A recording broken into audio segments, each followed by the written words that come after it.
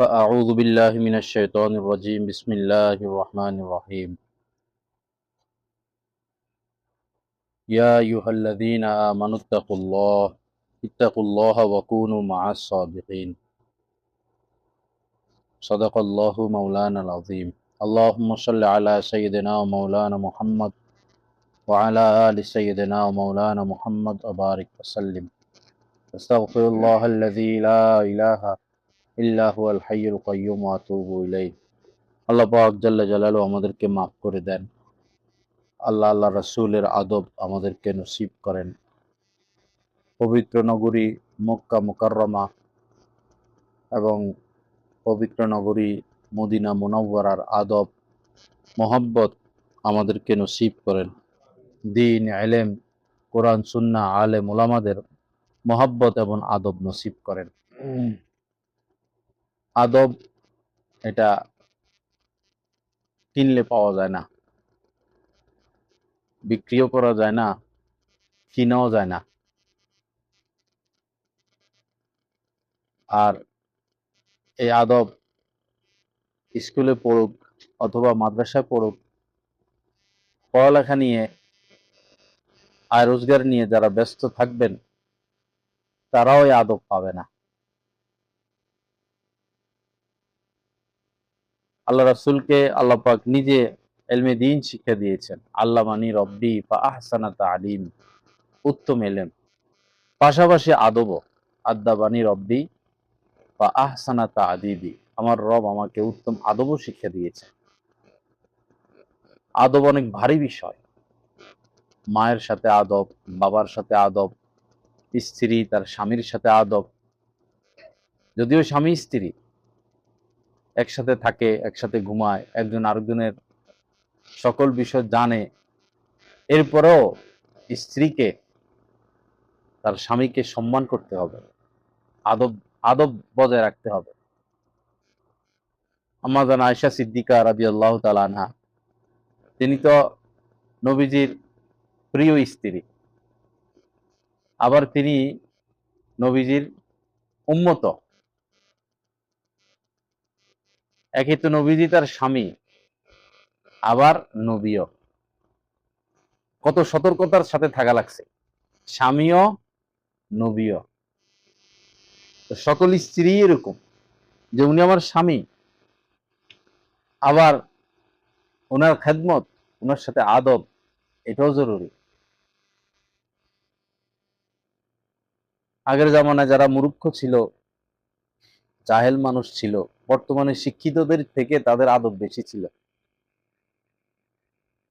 এখন শিক্ষা বাড়ছে উভয় লাইনেই, স্কুল কলেজেও মাদ্রাসা লাইনেও আদব চলে যাচ্ছে। মসজিদে হারামে আপনারা দেখছেন, বা মসজিদে নববীতেও লক্ষ লক্ষ মানুষ একবারে আল্লাহর ঘরের দিকে পা দিয়ে শুয়ে থাকে। সব মানুষ, বেশিরভাগ মানুষ নামাজটা পড়লো, মাগরিব এশা পড়ে যাবে, বস আল্লাহর ঘরের দিকে পা দিয়ে শুয়ে রয়েছে। পুলিশ এগুলো, এই দেশে এদের জন্ম, এরা আল্লাহর ঘরের পাশে মসজিদে হারামে মাতাফে জুতা পরে হাঁটে। এদের কাছে কিন্তু অস্ত্র নাই। তো তোমরা পুলিশ, তোমরা অস্ত্র ছাড়া আসছো, জুতাটা খুলে আসলে কি হইতো? আর এই লক্ষ লক্ষ মানুষ জুতা পরে মসজিদে হারামে মাতাফে যায়, নামাজ পর্যন্ত, কার্পেট পর্যন্ত জুতা পরা, এরপরে কার্পেটেরও জুতা খুলা। আর মাতাফে যেখানে কার্পেট নাই, যেখানে যায় নামাজে দাঁড়াবে ওইখানে জুতাটা খুলবে। তো তুমি তো এই জায়গায় বসবা, তুমি তো সেজদা দিবা, বা তুমি জুতা দিয়া পাড়াইতেছ। আদব অনেক ভারী জিনিস। আজকে মাগরিব পড়লাম, পরে এরা তো কি একটা যায় নামাজ হেলান দিয়ে বসে, নামাজটা পড়েই হেলানের এই জায়গায় দিয়ে বস আল্লাহ রাসূলের রওজার দিকে পা। শত শত মানুষের পা আল্লাহ রাসূলের রওজা। তো মদিনায় আসার দরকার ছিল কি? কাবাও রওজাও, মসজিদে হারামে যারা পা দিবে, কাবাও রওজাও। কিন্তু এই আরব বিশ্ব বা অন্যান্য রাষ্ট্রের তুলনা বাংলাদেশি যারা নামাজ পড়ে না, হয়তো পাপের কাজে লিপ্ত, কিন্তু কেবলার দিকে পা দেয় না। রিক্সাওয়ালা, সুইপার, কৃষক কেবলার দিকে পা দিবে না, কেবলার দিকে থুতু দেয় না। যাই হোক, আদবটা ভারী বিষয়, এটা পড়ালেখা করে অর্জন হবে না, এটা সোহবতে থেকে শিখতে হয়।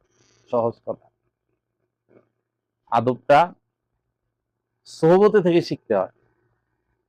হাজার স্কুলে পড়ুক, ভার্সিটিতে পড়ুক, হাজার মাদ্রাসা পড়ুক, আদব আসবে না। আগে দাওরা হাদিস পড়ছে, হাফেজ সাহেবদের যে দাম ছিল, আলেমদের যে দাম ছিল, মূল্য ছিল, এটা এখন নাই। কারণ হলো আদবটা নাই।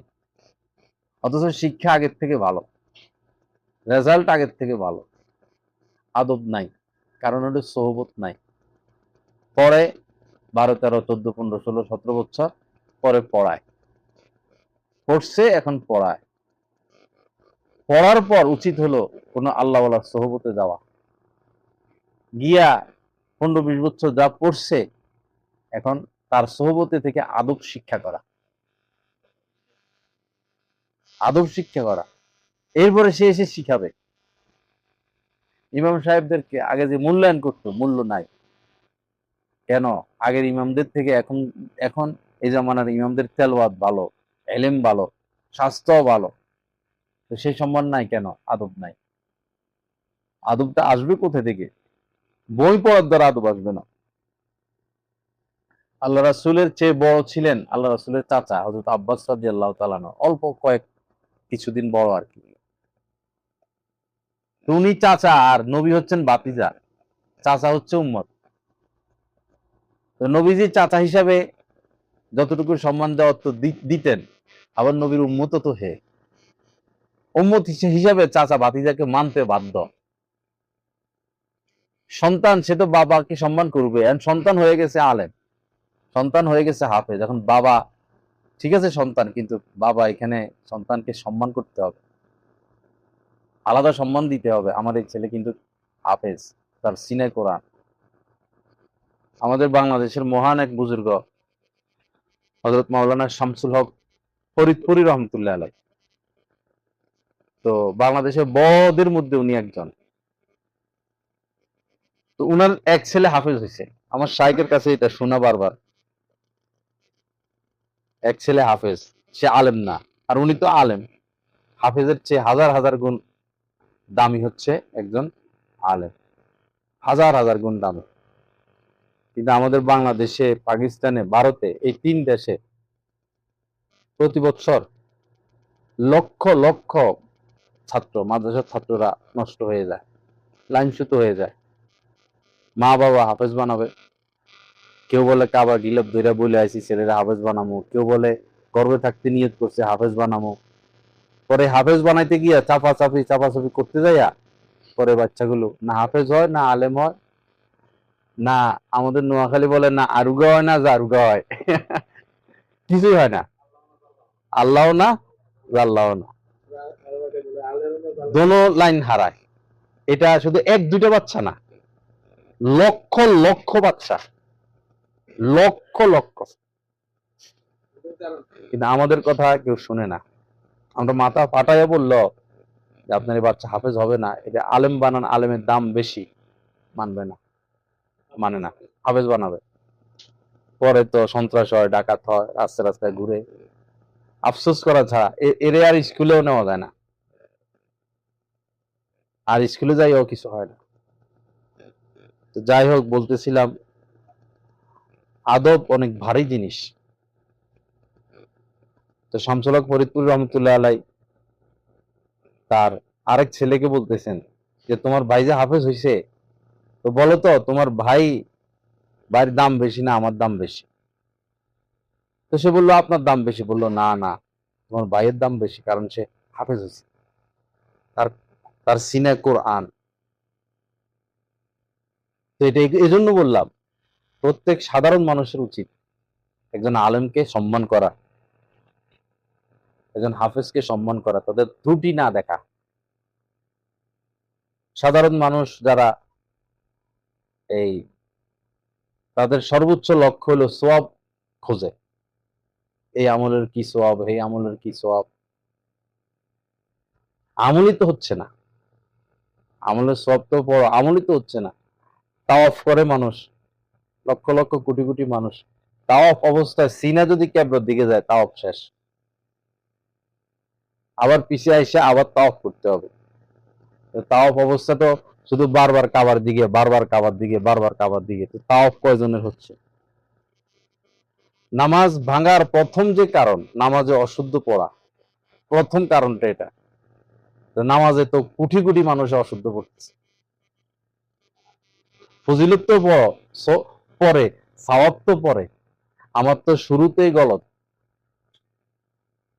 এই জন্য একজন আলেমকে সম্মান করা, নাজাত তো পাইতে হবে, আখেরাতে তো নাজাত পাইতে হবে, ওসিলা মাধ্যম চেষ্টা, নাজাত তো পাইতে হবে। আমরা আওয়াম মানুষ, সাধারণ মানুষ।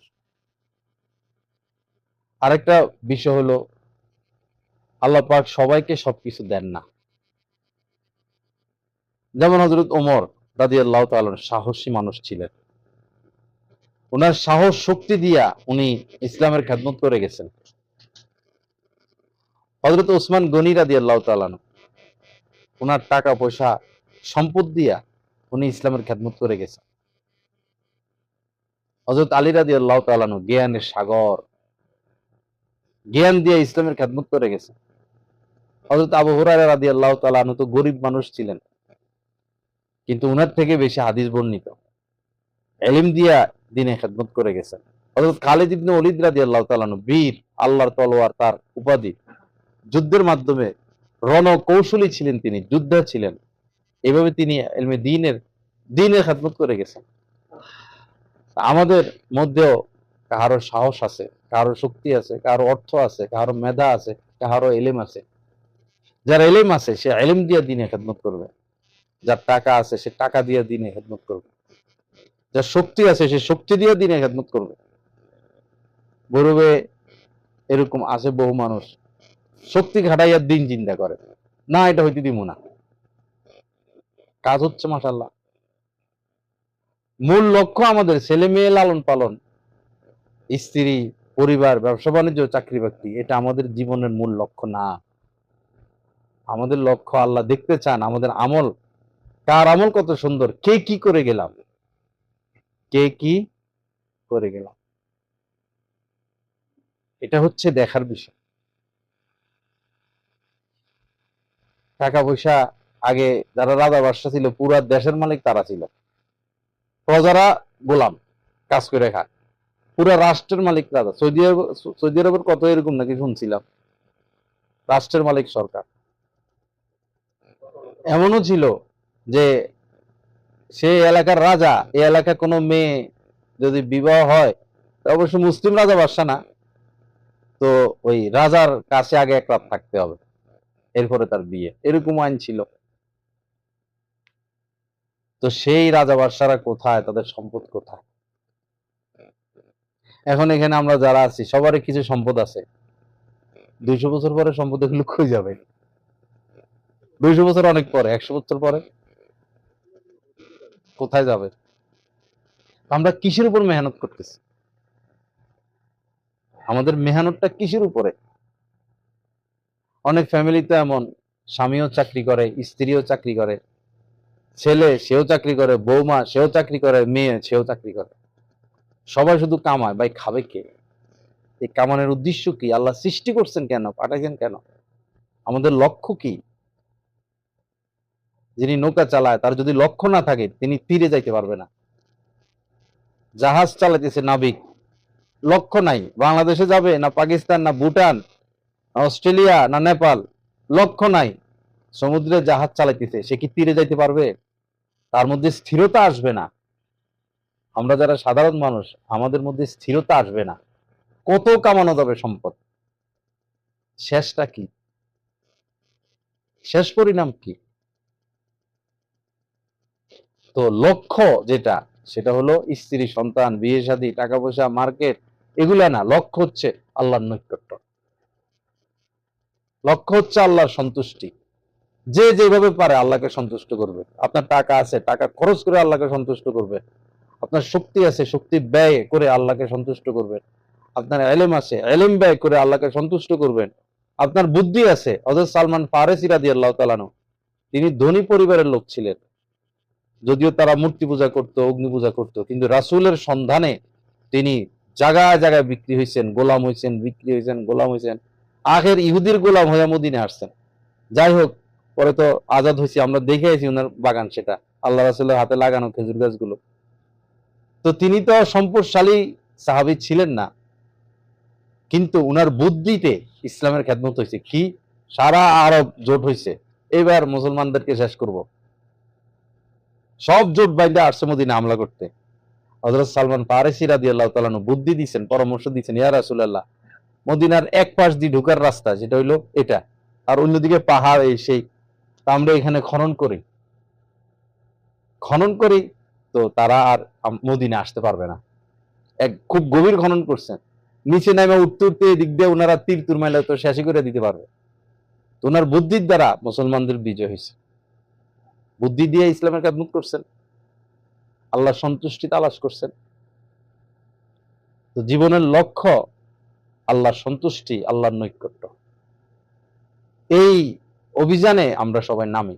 আল্লাহকে সন্তুষ্ট করতে হবে, সন্তুষ্ট রাখতে হবে।